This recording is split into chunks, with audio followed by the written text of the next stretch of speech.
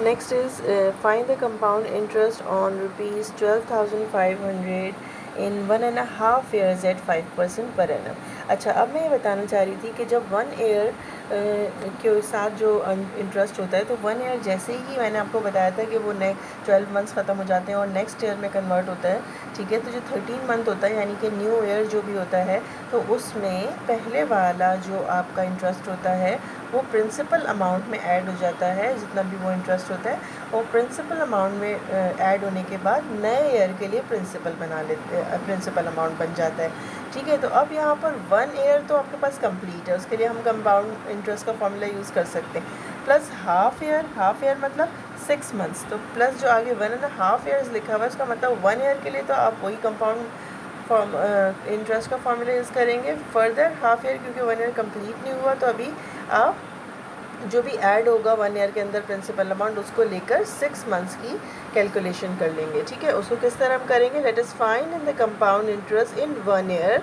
We have, पहले 1 year के लिए मालूम करेंगे, a is equal to P1 plus R upon 100 bracket close करके n लिखा। अब हमारे पास था 12,800 प्रिंसिपल अमाउंट, 1 प्लस 5 अपॉन 100, फिर आपने लिखा 1।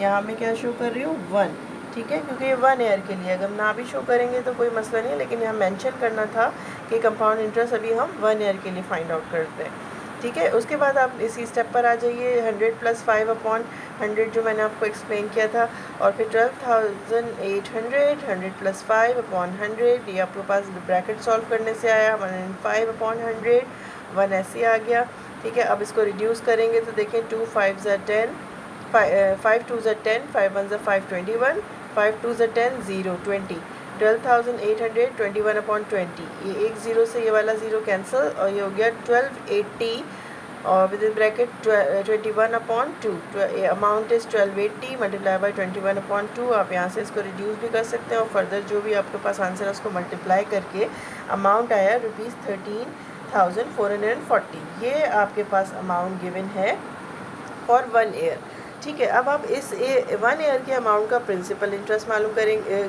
कंपाउंड इंटरेस्ट मालूम करेंगे। Compound interest is equal to a minus P. एक ही अमाउंट आपके पास गिवन है for 1 year, 13,440, minus principal amount is already given 12,800, उसमें से माइनस करेंगे तो compound interest for 1 year is rupees 640, ठीक है। So 1 year the amount of after 1 year is rupees 13,440, and this amount will be the principal for the next half year. 1 year तो given है आपके पास, अब वो next half year के लिए amount होगा, and the interest for the period will be calculated as in case of simple interest, क्योंकि अभी compound interest 1 year के 1 ईयर कंप्लीट नहीं होगा, सिर्फ 6 मंथ्स के लिए कैलकुलेट करना है, तो हम किस फॉर्मूले से कैलकुलेट करेंगे, with the help of the formula of simple interest. So we have, यहाँ हम बाकी के 6 मंथ्स का कर रहे हैं। What is the formula, I is equal to P multiply R multiply T upon 100। ये हमने किसके लिए किया था, सिंपल इंटरेस्ट के लिए, ठीक है। तो अब हमारे पास इंटरेस्ट की वैल्यू है, प्रिंसिपल की वैल्यू है 13,440, rate is 5%, it is given in the question, multiply by time period is 1.5 half year. 1 तो हमने कंपाउंड में कर लिया था, अभी हम हाफ ईयर के लिए कर रहे हैं, तो हाफ का मतलब 1/2, तो मैंने 1 यहाँ लिख दिया न्यूमरेटर में और 2 लिख दिया डिनोमिनेटर में, ठीक है। और ये वाला जो डिनोमिनेटर में 100 था वो एज इट इज़ मैंने यहाँ लिख दिया। आई इज़ इक्वल टू, अब इसको मैंने कैलकुलेशन करी थी, कैलकुलेशन की आप खुद भी रिड्यूस कर सकते हैं, इसको कैलकुलेट करके लिखिएगा 67,200, और ये अभी तो सिर्फ मल्टीप्लाई करके लिखा है, 100 2 ज़ा 200, आप चाहें यहीं रिड्यूस करके फिर मल्टीप्लाई भी कर सकते हैं। I is equal to rupees 336, and the total interest for 1.5 year हम कैसे कैलकुलेट करेंगे, ये तो हाफ ईयर का आ गया, और उससे पहले जो हमारे पास आया था 640 रुपीज़, ये 1 ईयर का आया था, तो दोनों को जब हम ऐड करेंगे तो 1.5 ईयर का आ जाएगा 640 plus 336 which is equal to 976। So the total interest for 1.5 year is rupees 976। ठीक है। आई होप कि आपको क्लियर होगा। इसी तरह आगे के क्वेश्चन में बेटा, ये मैं रिव्यू कर रही हूँ तो इसलिए मैं आगे के क्वेश्चंस का आपको बता रही हूँ। ये सारे मैंने जूम पे एक्सप्लेन किए हुए थे आपको, लेकिन बहुत सारे बच्चों का मिस हुआ, इसलिए मुझे अच्छा नहीं लग रहा था कि मैं आगे मूव ऑन करूँ और वो बच्चे ना समझ पाएँ, तो इसलिए मैंने दोबारा से रिव्यू किया।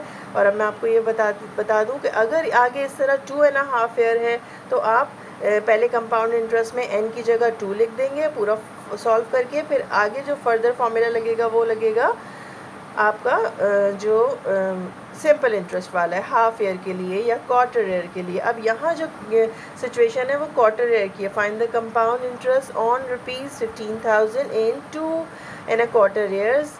क्वार्टर ईयर्स मतलब हाफ ईयर होते हैं 6 मंथ्स, ठीक है। और क्वार्टर उसको भी हाफ करेंगे हम, तो वो क्या हो जाएंगे 3 मंथ्स, ठीक है। एट 12% पर एनम और रेट है 12% एनुअली।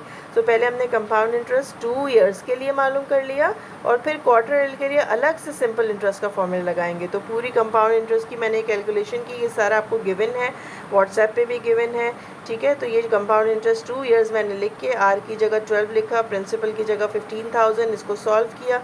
इसको सॉल्व करने के बाद यहाँ रिड्यूस किया और फिर हमारे पास आंसर आया अमाउंट का। ये मैं क्विक रिव्यू करना चाह रही हूँ क्योंकि ये वाला लास्ट क्लास तकरीबन सबने बच्चों ने ली हुई है, तो मैं इसको जल्दी से रिव्यू कर रही हूँ। 15,000 मल्टीप्लाई बाय 28 मल्टीप्लाई बाय 28 और डिनोमिनेटर में वही 25 multiply 25 by cancellation we get amount ₹18,816। अब principal amount was 15,000 and the amount in 2 years is 18,816. So the amount compound interest can be calculated as a minus b. तो 18,816 minus 15,000, तो इसकी value आ गई ₹3816।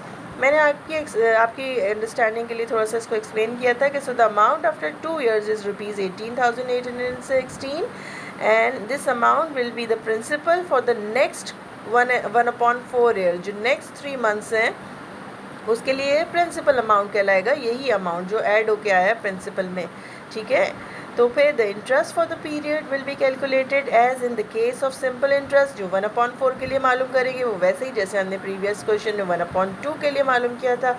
तो हम सिंपल इंटरेस्ट का formula लगाएंगे, I is equal to P multiply by R multiply by T upon 100। I is equal to 18,816 multiply by 12। 1/4 मैंने quarter के लिए यहाँ पे लिख दिया, टाइम की जगह 1/4। अब हमने इसको ऊपर वाले न्यूमरेटर्स को मल्टीप्लाई करके लिख दिया। आप चाहें तो यहीं रिड्यूस करके फिर बाद में मल्टीप्लाई कर सकते हैं और 100 मल्टीप्लाई बाय 4 करके डिनोमिनेटर में 400 लिख दिया और कैलकुलेटेड वैल्यू इसकी आई थी। आप रफ वर्क में अलग से कैलकुलेट कर सकते हैं या रफ जगह कहीं और भी कैलकुलेट कर सकते हैं अगर साइड में रफ कॉलम ना बनाना चाहें तो, क्योंकि काफ़ी बड़ी डिवीजन हो जाएगी इसकी। I इज इक्वल टू 564.38, ठीक है। अब ये कितनी टाइम ड्यूरेशन के लिए आया है 1/4 ईयर्स, ठीक है। 1/4 ईयर्स के लिए आया है। तो आपके पास कंपाउंड इंटरेस्ट जो था वो आया था 2 ईयर्स के लिए 3,816 एंड 1/4 ईयर के लिए आया है आपके पास 564। अब टोटल इंटरेस्ट हम कैसे फाइंड आउट करेंगे 2.25 ईयर्स का, यानी 1/4 ईयर का, कि हम दोनों को ऐड कर देंगे। ₹4,380.38 is the answer. It is the total interest of 2/4 years. I hope now this is clear to all of you.